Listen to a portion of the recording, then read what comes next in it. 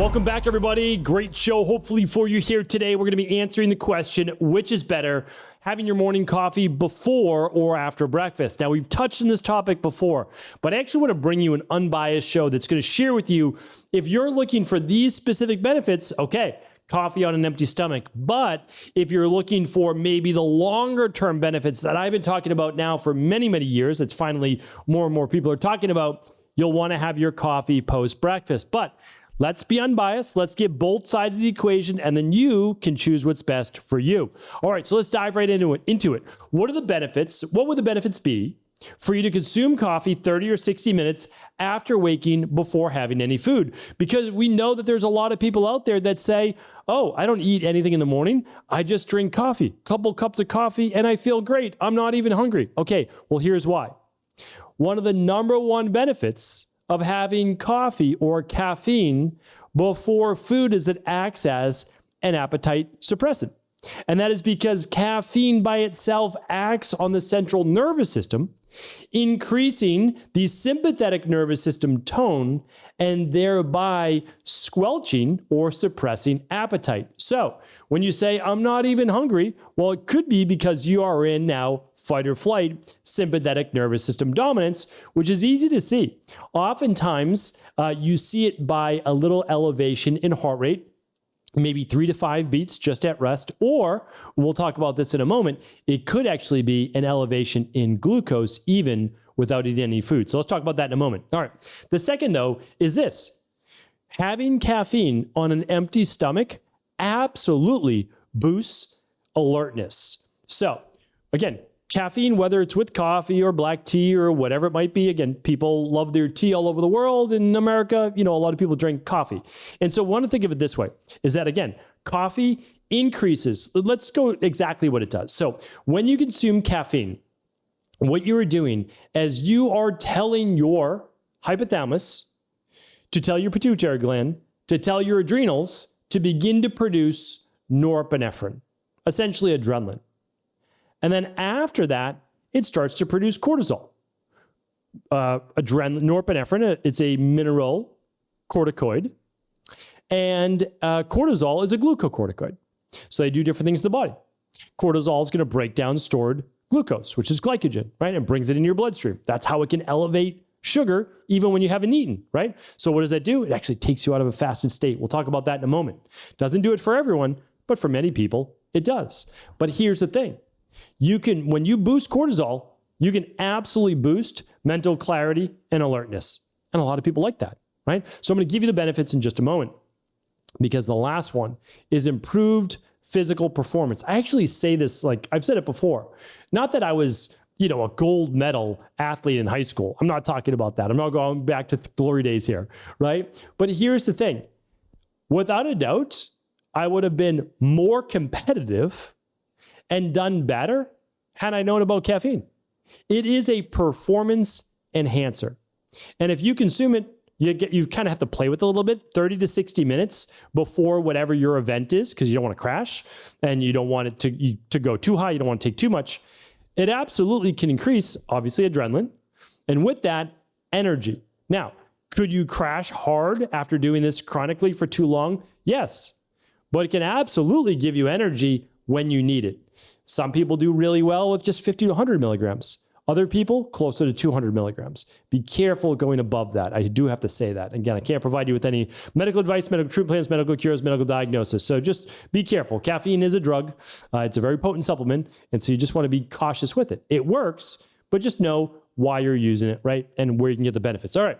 So what are the benefits? Benefits are appetite suppression, boosts alertness, improves performance. So without a doubt, it can help to do those things. Now, what are the downsides? Well, the downsides on an empty stomach are essentially what I just spoke about, but it is bringing stored glycogen, stored glucose, sugar into your bloodstream. So now it can actually raise your blood sugar levels without you even eating any food, because your liver stores essentially sugar and so do your muscles.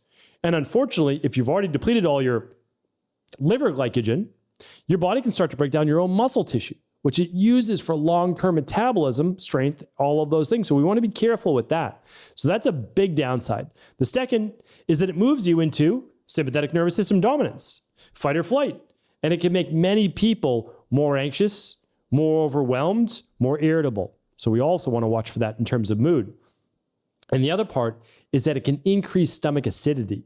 And for a lot of people with ulcers or acid reflux or any type of gastritis, GERD, etc., you want to be careful with increasing stomach acidity when there's no food coming, right? So coffee, which I'm going to move into next, could be a nice digestive aid post-breakfast, pre-breakfast, really harsh on the stomach and sometimes the intestines as well. All right, so that is before breakfast. Now, what about after breakfast? All right, let's talk about the benefits first. So if we do it after breakfast, we've got the blunted glucose spike, meaning there is no spike because you have food in your stomach, some proteins, carbs, and fat, and then the coffee comes in along with the caffeine, and you don't get the big spike. Now, again, I will go to downsides in a minute, but you don't have the massive increase in alertness. You still get the alertness, but it's far more level. It's not hyper, right? It's not anxiety producing. It's level, right? That's what we're looking for. All right.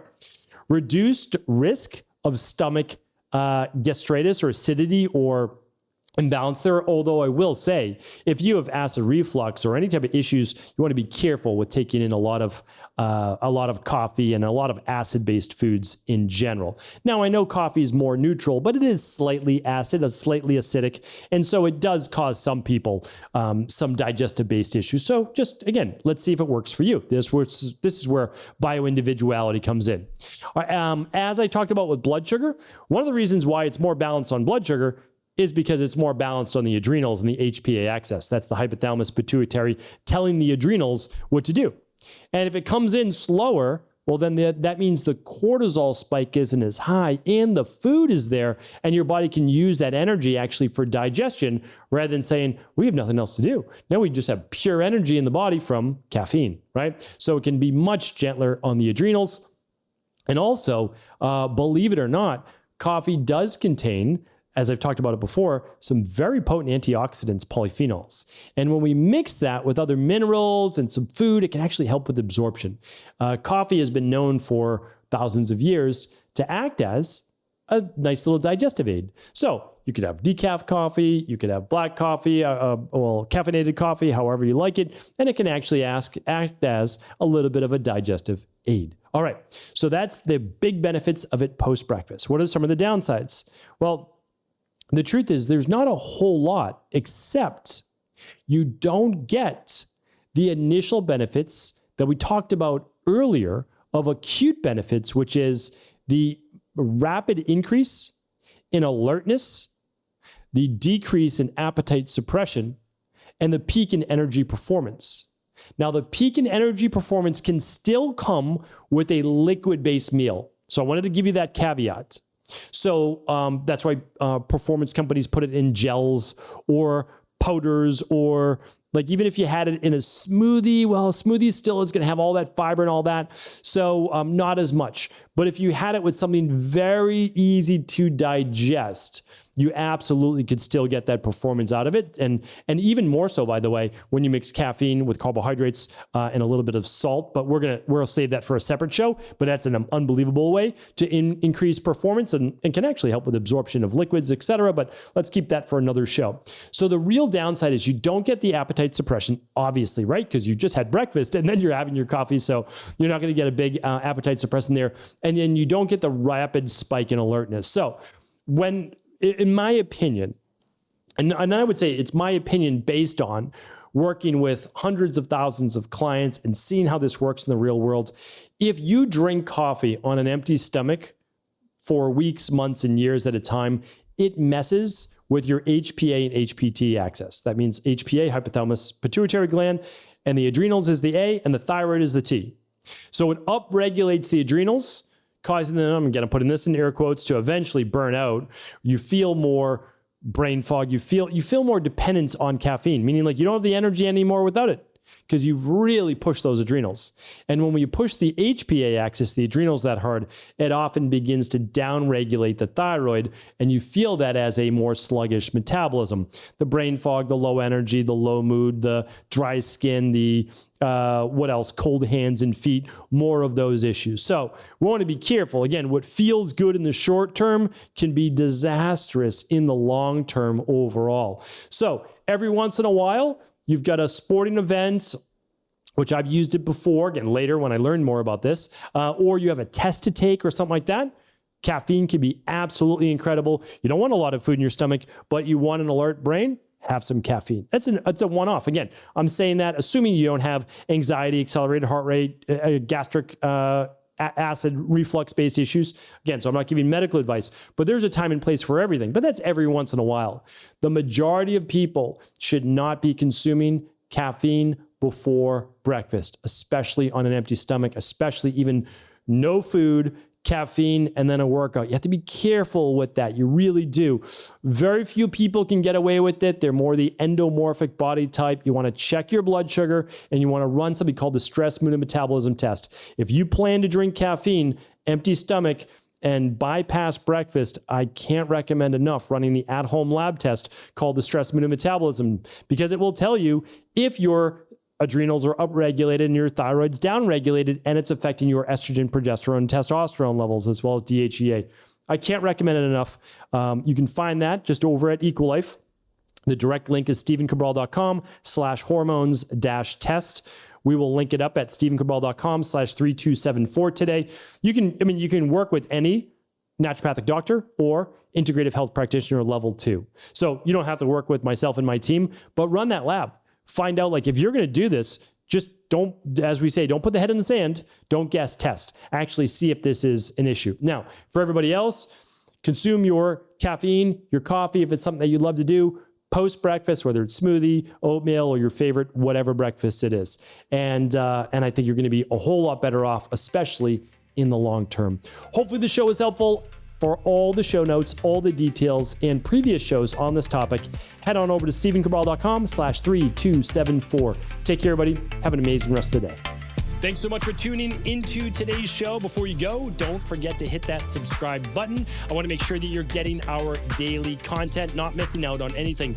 Functional medicine, wellness, weight gain, weight loss, anti-aging, living longer, stronger, and all of the most cutting-edge research. And if there's any topics you want to hear, feel free to leave them in the comments below. Take care.